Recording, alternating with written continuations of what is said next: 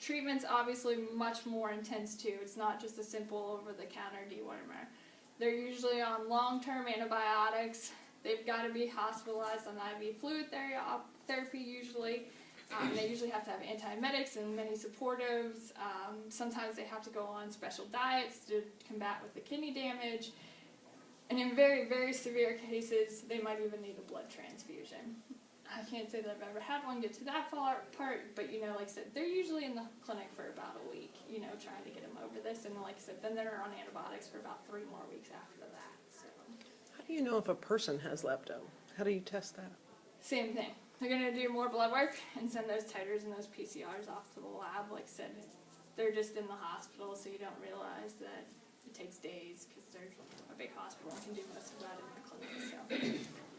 People are actually going to be infected the exact same way as pets. So like I said, we really want to stay away from any urine of an infected pet, or stay out of swimming in like ponds, small creeks, stuff like that. Or anywhere where deer and rodents have urinated into a stagnant water, and say you have a cut in your leg or an arm, you can pick up lepto that way. I actually know people who have picked up lepto that way. The symptoms are actually pretty much the same as signs as pets too. So you very lethargic, vomiting, diarrhea, high fever, you go into the hospital, you do some blood work, see those same kind of blood work anomalies, and then they test you for lepto. Usually end up a couple weeks in the hospital with IV fluids, high-class antibiotics, same kind of thing. Once again, we don't treat a lot of this because prevention is really easy. So we want to limit our exposure to stagnant ponds and wildlife. We want to try to control the rodent populations. This is usually more of a problem on big dairy farms, pig farms, stuff like that, where they have rats and mice in the feed, stuff like that. They really want to do a good job at trying to treat that. Probably the easiest thing is we have a great vaccine for dogs. It's a once-a-year vaccine. It's usually included in their December vaccine, and like I said, you keep them up to date every year with that booster, and their chances of getting lepto and transmitted onto you or your kids pretty darn low. Like I said, they should be coming in for their yearly vaccines and examinations anyway, so we just add that into their vaccine. It's not even an extra vaccine because we have these wonderful combination vaccines, and we get taken care of. And like I said, so any dogs that are out in the woods, have acres to roam, are living on the farm, stuff like that, really make sure that we get that vaccine into them so that they're protected and we don't have to worry about spending hundreds and thousands of dollars on these guys to reverse them and potentially causing lifelong damage. So that's lepto. Like I said, we really don't see a whole lot of it lately. I mean, we definitely get some. They've usually never been vaccinated is usually the key to that one. The next one is, you've probably heard a lot about, is called toxoplasmosis. It's a little protozoa, and what a protozoa is, it's a little single-celled organism. Once again, microscopic, can't see it, in the skin, can't see it in the feces, nothing crazy like that. Normally you hear a lot about toxoplasmosis in pregnant women, and how pregnant women aren't supposed to clean the litter box. What that protozoa does is it can cause lethargy, anorexia, fever, jaundice, muscle pain, and coughing. And it has this very crazy life cycle. It needs several hosts, and it's very confusing and very boring. So basically, what you need to know is cats are going to get this from ingesting small animals and birds. Very rarely they can actually get it from a contaminated water source, but it's normally from eating those chipmunks and birds. And like I said, it goes through a very complicated life cycle, and in the end, what it does is it forms a little cyst in the central nervous system, the muscles, and the visceral organs, so lungs, liver, kidney, spleen, those types of things. And cysts and the organs just don't go well together. Diagnosis of this is actually very difficult. We don't see it in the fecal material like those intestinal parasites. We usually actually have to send off very expensive PCR testing where they actually break down blood proteins and test for proteins of the toxoplasmosis, or we have to actually send off a biopsy and do histopathology. And that's because we're trying to find those little tiny cysts in the muscle tissue. Treatment is going to include antibiotics and just supportive care. So, IV fluids, stuff to make you stop throwing up, electrolytes, those types of things. People get it just like kitties. They come in contact with those contaminated feces, mostly through changing the litter box. Not so much eating chipmunks and birds. At least I haven't heard of that one. Sure. Can dogs contract it from the cats? I've got a dog that for some reason just loves to litter eat boxes. cat poop. Yeah, it's like a delicacy. Yeah, I guess. It's not. Toxo doesn't. It's kind of like Lyme. Cats can't get Lyme disease. No way. Dogs don't generally get toxoplasmosis. It just doesn't.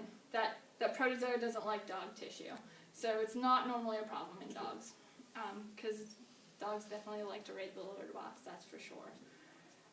And in people, it's really not a big problem unless you're immune compromised. So pregnant women, infants, elderly people on chemo, those types of things, anything that will compromise your immune system, you really shouldn't be changing the litter box because your potential for toxo is a lot higher. If you have a perfectly healthy person, normal immune system, your body's going to combat that protozoa, kill it off, and you're not going to see much problem. So this is why we don't see too many. And like I said, a lot of people are infected with it and never even know. A lot of doctors now test most pregnant women for it, and like I said, probably about half of the population test positive for toxoplasmosis and has never ever actually had a problem. Kind of like that visceral larval migraines where you find out years and years later that you've had it and you never had a sign, you were never sick, those types of things. Also easily prevent with simple good hand washing hygiene. So you touch the cat, you touch the litter box, we wash our hands. Cooking meat properly, so no rare steaks, no rare wildlife, bear meat, deer meat, those types of things you always want to cook fully. And then if you actually just clean the litter box daily, it's not gonna, that toxo is not gonna have time to develop into an infective stage. It's when that litter box sits there for a week, that the potential's there. And obviously, if you're pregnant or immunocompromised, make somebody else do it, and then you really don't have to worry about it. So it's always a bonus.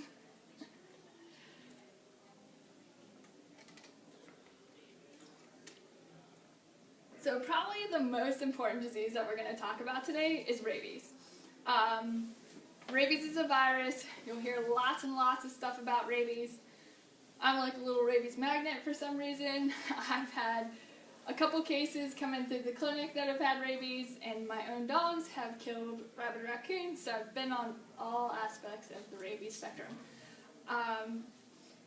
Rabies was obviously made famous by Cujo back in the day, those types of things. So we're going to go over kind of some of the myths and how rabies actually works.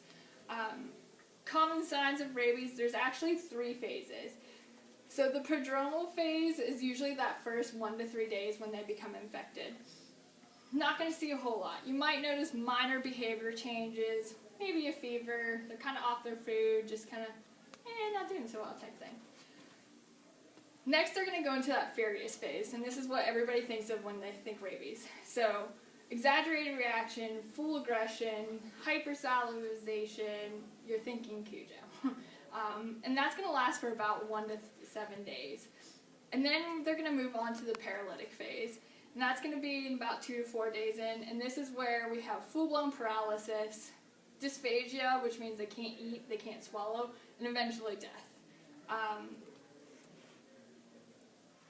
I have a little picture of a dog salivating.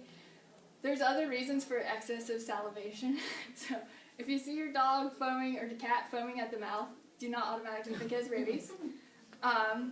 Skunk sprays will definitely cause them to foam at the mouth. Severe tooth infections will cause them to drool and foam at the mouth. Some dogs will like to chew on sticks and will get sticks and other foreign material stuck in the mouth. That'll cause excessive salivation. Or trauma, hit by cars, those types of things. So just because your dog's foaming at the mouth doesn't mean it has rabies, but has to be on the list. How animals and people get rabies is it has to be an introduction of virus-laden saliva into the tissue, so bite wounds. Technically, you can get it with spinal tissue or brain tissue or saliva getting in contact with the mucous membrane. So in your mouth, in your eyes, you know, a fresh cut, those types of things. If you were to get saliva or brain tissue into those areas, you can still potentially get rabies. The big important thing to know with rabies is blood, urine, and feces are not infective. So if your rabid dog goes to the bathroom in the yard, it's okay. You're not going to get rabies unless he actually bites you.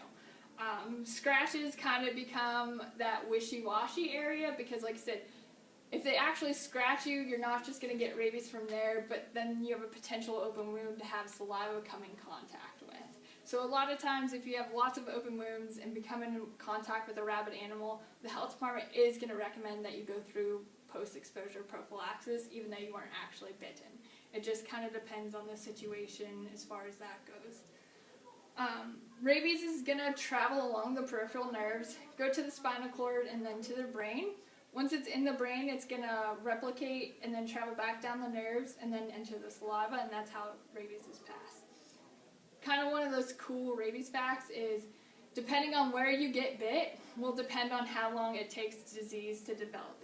So if you get bit in the foot, that virus has to travel up all the way up your leg, all the way into your spinal cord, all the way up the spinal cord and into the brain. So if you get bit in the shoulder, it's got a lot less room to travel, you know.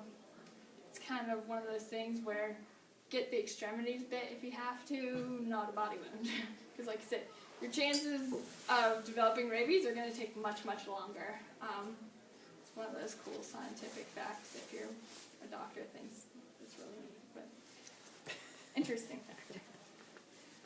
Diagnosis, when it comes to rabies, it's pretty cut and dry. There's absolutely no anti-mortem test to test for rabies. So if you're alive, we cannot test you for rabies. This is where rabies vaccine comes in very important. And how we actually diagnose rabies is we'll submit brain tissue into the lab.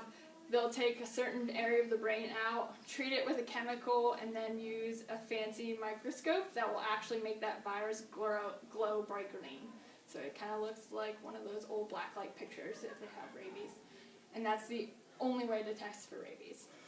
Treatment, can't treat it either. It's a 100% death sentence if an animal comes in contact with rabies. Same with people, actually. So prevention is really going to be key. So any mammal is susceptible to rabies. So birds, not a problem. Problem is everybody thinks of bats as birds. Bats are not birds. Bats are actually mammals. They deliver live young and produce milk. That's what makes them a mammal. So the parrot in the house, don't have to worry about that. So bats, skunks, and raccoons are actually considered reservoirs in Pennsylvania. So these are the types of animals that kind of hoard rabies and spread it on. So that's why you'll see a lot of oral baiting programs that the Department of Ag will do to try to help that. Terrible disease, guess what? 100% preventable. We have absolutely wonderful vaccines for this. And since it is a 100% deadly disease, that's why Pennsylvania has made it a law to vaccinate your dogs and cats. So the rule is all dogs and cats over 3 months of age must have a current rabies vaccine. This includes indoor-only pets too. I always get the argument of, my cat never goes outside, she doesn't need a rabies vaccine. Well, bats and squirrels and mice come in. So it's still really important to get your indoor kitty cat or your 2-pound chihuahua that uses potty pads still needs to be vaccinated. Another thing is people always bring me rabies tags. Rabies tags really mean nothing. They're wonderful identification processes, but if the dog warden or you take your pet to the groomer or anywhere that requires a rabies vaccine, they want the piece of paper. They need that certificate that's, you know, made by the veterinarian's office, that's been signed, has tag numbers, your name, pet's name on it. So really keep track of the paper. Like I said, rabies tags, that can be taken from one dog, put on another dog, really easy, you know, type of thing like that. So keep the certificate. Since it is a law to have a rabies vaccine, there's obviously penalties. If the dog warden were to come around and find that you have an out-of-date rabies vaccine, you can get a fine up to $300 per violation. And each violation is every day that your dog is out of rabies vaccine. I've never actually heard of anybody getting nailed with over $300, but the potential is actually